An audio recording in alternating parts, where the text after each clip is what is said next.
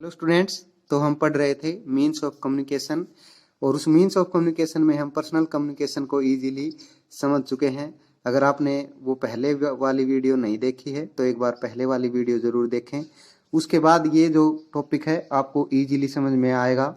Mass communication आपको बहुत help करेगा जो पहले वाली वीडियो है, इसलिए वो ज़रूर देखें। तो मास कम्युनिकेशन का मतलब एक ही टाइम पे मिलियंस ऑफ पीपल के पास कोई इन्फॉर्मेशन एक ही समय में पहुंच जाए, वो जो प्रोसेस है वो कहलाती है मास कम्युनिकेशन। तो मास कम्युनिकेशन के मीन्स या सोर्स कौन कौन से हैं? तो सबसे पहले है न्यूज़पेपर एंड मैगजीन्स। आप देखते होंगे कि न्यूज़पेपर, कोई भी एक न्यूज़पेपर है जो आपके घर में भी आता होगा, चाहे वो दैनिक जागरण हो, दैनिक भास्कर हो, अमर उजाला हो, हरिभूमि हो। तो वो जो इन्फॉर्मेशन है या उस न्यूज़पेपर में जो भी न्यूज़ हैं, इंफॉर्मेशंस हैं, वो सारी की सारी पूरे इंडिया में एक साथ डिलीवर होती हैं या एक साथ जाती हैं। तो उससे जो भी रिसीवर है वो उस इंफॉर्मेशन को या उन न्यूज़ को एक ही समय में, बहुत सारे जो मिलियंस ऑफ पीपल हैं वो एक ही समय में उनको गेट कर पाते हैं। Newspapers, magazines and journals inform about the development around the world. यानी पूरे वर्ल्ड में, पूरे इंडिया में या हमारे स्टेट में या हमारी डिस्ट्रिक्ट में कि सराउंडिंग में क्या चल रहा है, क्या डेवलपमेंट के काम चल रहे हैं, क्या न्यूज़ हैं, क्या वहाँ इमीडिएटली कोई न्यूज़ है, वो सारी की सारी आप तक पहुँचती हैं न्यूज़पेपर और मैगजीन्स के थ्रू। पूरे वर्ल्ड की जो इन्फॉर्मेशन है वो आप गेट कर पाते हैं। तो इसका मतलब ये हुआ means of mass communication. Personal communication में हम केवल अपने फ्रेंड्स, रिलेटिव, फैमिली मेम्बर या सोसाइटी तक ही लिमिटेड थे, लेकिन अब यहाँ पूरे वर्ल्ड की बात हो रही है। They give us opinion, information and latest news of interest from every corner of the world in print format। यानी प्रिंटेड में लिखी हुई बातें, जैसे अब मैं ये आपको बता रहा हूँ, ये भी रिटन फॉर्म में है। उसी तरह न्यूज़पेपर और मैगजीन्स हैं वो भी प्रिंटेड फॉर्म में है। और आपको पता होगा कि मैगजीन्स भी हर तरह की जो मैगजीन्स हैं वो आती हैं।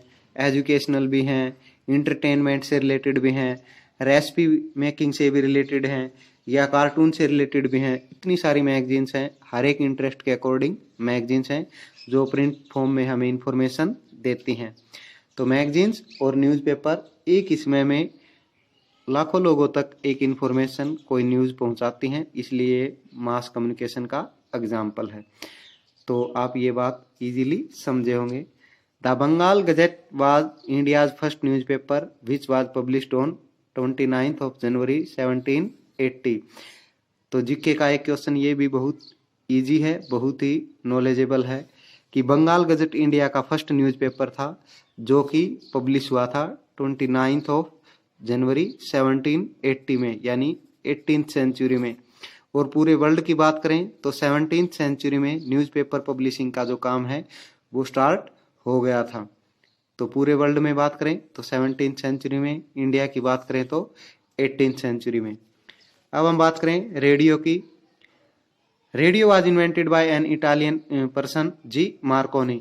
यानी जी मार्कोनी एक इटालियन यानी इटली के पर्सन थे, उन्होंने इन्वेंट किया था रेडियो को इन 1886 में रेडियो का इन्वेंट हुआ। और रेडियो आप अच्छे से समझते होंगे कि एक ही जो न्यूज़ है या एक ही जो इन्फॉर्मेशन है वो पूरे वर्ल्ड में या पूरे इंडिया में बहुत लोगों तक एक साथ पहुंच जाती है। Radio is a source of education and news as well as entertainment. यानी रेडियो के पे एजुकेशनल जो प्लेज हैं, नाटक हैं, वो भी आते हैं, एजुकेशनल न्यूज़ भी आती हैं, या जो डिस्टेंस से जो एजुकेशन लेते हैं उनके लिए जो यूनिवर्सिटीज़ हैं या जो कॉलेजेस हैं वो कोई भी एक कोर्स का जो लेक्चर है वो डिलीवर करते हैं रोज। तो एजुकेशन जो और न्यूज़ आप पर जैसे टेलीविज़न में न्यूज़ देखते हैं वैसे ही रेडियो पे भी न्यूज़ आती हैं। और रेडियो पे सॉन्ग्स या फिर जोक्स या फिर बहुत सारे ऐसी एक्टिविटीज़ के प्लेज आते हैं, नाटक आते हैं जिनसे आपका इंटरटेनमेंट होता है। तो रेडियो से 3 बेनिफिट आपको मिलते हैं, एजुकेशन, न्यूज़ और entertainment. It is effective not only in informing the people. केवल इन्फॉर्मेशन देने का ही एक इसका काम नहीं है, but also in creating awareness regarding many social issues. यानी हमारी कंट्री में, हमारे स्टेट में, हमारी सराउंडिंग में जो सोसाइटीज हैं उनमें आजकल कौन से इश्यू हैं, कौन सी सोशल इविल्स हैं, या कौन कौन से ऐसे मुद्दे हैं जिनके ऊपर बातचीत होनी चाहिए, तो वो भी जो रेडियो है वो टेलीकास्ट करता है। तो इससे वो जो एक इन्फॉर्मेशन है, वो जो एक ओपिनियन है, या वो जो एक पॉइंट है, वो लाखों लोगों तक इजीली पहुंच जाता है। तो रेडियो का फाउंडर जी मार्कोनी। रेडियो के थ्रू आप एजुकेशनल, न्यूज और इंटरटेनमेंट तीनों गेट कर सकते हैं। और केवल इन्फॉर्मेशन ही नहीं देता ये, आपके जो सोसाइटी से रिलेटेड, आपके कंट्री, आपके स्टेट से रिलेटेड जो सोशल इश्यू हैं उनको भी टेलीकास्ट करता है। रेडियो के बाद आता है television. Television was invented by John Logie Baird, यानी JL बेयर्ड जो हैं वो फाउंडर हैं टेलीविजन के। टेलीविजन का आविष्कार या टेलीविजन को इन्वेंट किया था इन 1926। तो JL बेयर्ड यानी जॉन लोगी बेयर्ड 1926 में टेलीविजन का इन्वेंट इन्होंने किया। Its ability to transmit live events, यानी टेलीविजन में एक ये खूबी कह सकते हैं हम, या इसका एक फीचर कह सकते हैं कि ये जो लाइव इवेंट्स हैं, चाहे वो स्पोर्ट्स के हों, न्यूज के हों, प्ले के हों, स्पोर्ट्स में भी बहुत, जो भी स्पोर्ट्स हैं, चाहे वो फुटबॉल हो, चाहे वो हॉकी हो, चाहे वो क्रिकेट हो, चाहे वो बैडमिंटन हो, न्यूज चाहे वो आपके स्टेट की हो, चाहे वो आपके कंट्री की हो, चाहे वो इंटरनेशनल न्यूज हो, और प्ले यानी जो नाटक हैं, सीरीज है, आप इजीली अवेयर होंगे इन चीज़ों से। तो आप बहुत सारे नाटक टीवी में, फिल्म्स, मूवीज ये देखते होंगे। तो ये प्रसारित करने में बहुत बड़ा रोल है टेलीविज़न का। रेडियो में आप केवल सुन सकते हैं इंफॉर्मेशन को, या प्लेज को, या जो भी वो एजुकेशनल लेक्चर डिलीवर ट्रांसमिटेड करते हैं, लेकिन टेलीविज़न में आप देख भी सकते हैं और सुन भी सकते हैं। As they happen make it most powerful medium of mass communication, यानी पूरे वर्ल्ड में जो चीज़ें इवेंट हो रहे हैं उनको लाइव यानी डायरेक्ट उन तक ट्रांसमिट करना। उस जैसे कोई क्रिकेट का मैच हो रहा है तो आप देखते होंगे, तो वो क्रिकेट का मैच जिस भी कंट्री में हो रहा है वो लाइव आपके घर तक, आपके टेलीविजन तक होगा। तो इसलिए इस मोस्ट पावरफुल मीडियम माना जाता है मास कम्युनिकेशन का किसको? टेलीविजन को। In India the official television broadcast is Doordarshan, यानी जब आप पेरेंट्स से पूछें, अपने ग्रैंड पेरेंट्स से पूछें, तो पहले एक दूरदर्शन नाम से चैनल था टेलीविजन पे, सबसे पहले वो स्टार्ट हुआ था ऑन 15 सितंबर 1959 को। तो इंडिया में सबसे पहले 15 सितंबर 1959 को स्टार्ट हुआ टेलीविजन पे टेलीकास्टिंग या ब्रॉडकास्टिंग, और उसका नाम था दूरदर्शन। फिर हम बात करेंगे इंटरनेट की।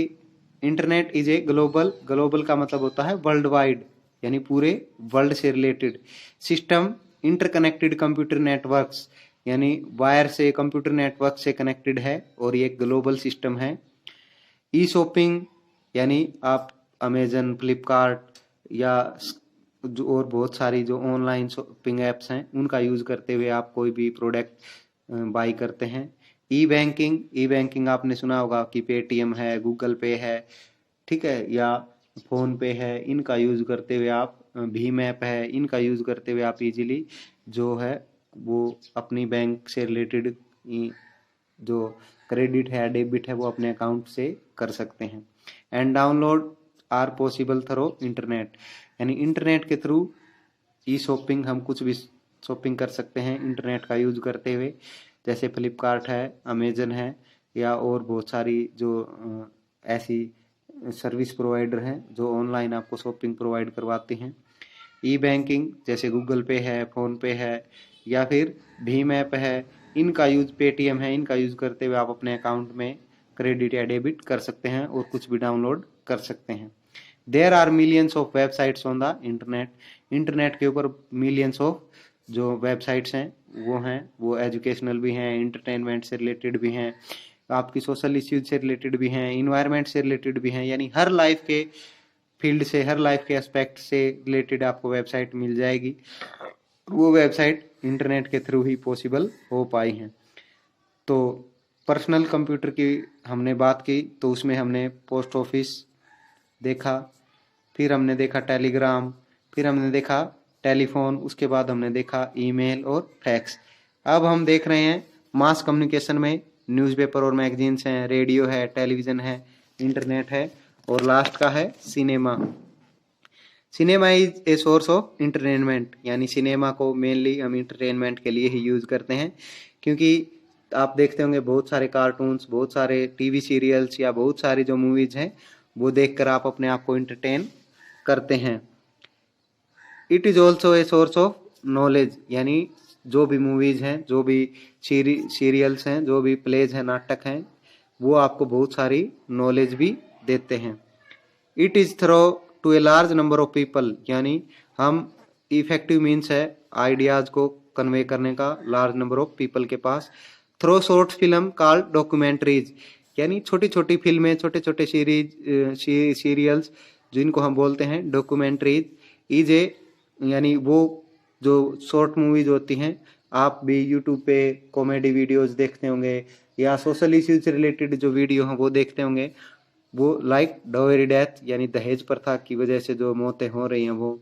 चाइल्ड मैरिज, यानी बाल विवाह से रिलेटेड। वीमेन एम्पावरमेंट, यानी लेडीज को कैसे हम एम्पावर करें, या किसी एक सोसाइटी कम्युनिटी के साथ डिस्क्रिमिनेशन हो रहा है तो उसके ऊपर, या कोई बिग पर्सनालिटी है, बिग पॉलिटिशियन है, जैसे हम बात करें रविंद्रनाथ टैगोर की, महात्मा गांधी की, सुभाष चंद्र बोस की, भगत सिंह की, तो उनकी लाइफ के ऊपर जो एक शॉर्ट मूवी होगी वो कहलाएगी डॉक्यूमेंट्री, और वो लाखों लोगों तक एक साथ ही जो उसके आइडियाज़ हैं वो कन्वे कर देगी। और ये सामाजिक मुद्दे भी उठाती है सिनेमा आपके, जैसे दहेज प्रथा है, बाल विवाह है, या वीमेन से रिलेटेड एम्पावरमेंट की बात करें, या सोसाइटी में किसी के साथ डिस्क्रिमिनेशन हो रहा है उसकी बात करें। तो हमने 2 वीडियोज़ में कम्युनिकेशन का जो टॉपिक है वो इजीली, बहुत ही इंटरेस्ट से, अच्छे से समझते हुए हमने कर लिया है। उम्मीद करता हूँ कि ये कम्युनिकेशन वाला चैप्टर आपको अच्छे से समझ में आ गया होगा, कोई भी क्वेश्चन आपसे छूटेगा नहीं। अगर आपको ये लगता है कि ये वीडियो आपको बहुत नॉलेज दे रही है, आपको बहुत पसंद आई है, तो आप इसको अपने फ्रेंड्स के पास, रिलेटिव के पास, या जो आपको ये लगता है कि किसी एक स्टूडेंट से इस वीडियो से फ़ायदा हो सकता है, तो उस तक ज़्यादा से ज़्यादा शेयर करें। और आपका अपना YouTube channel concept revolt subscribe करें। Thank you.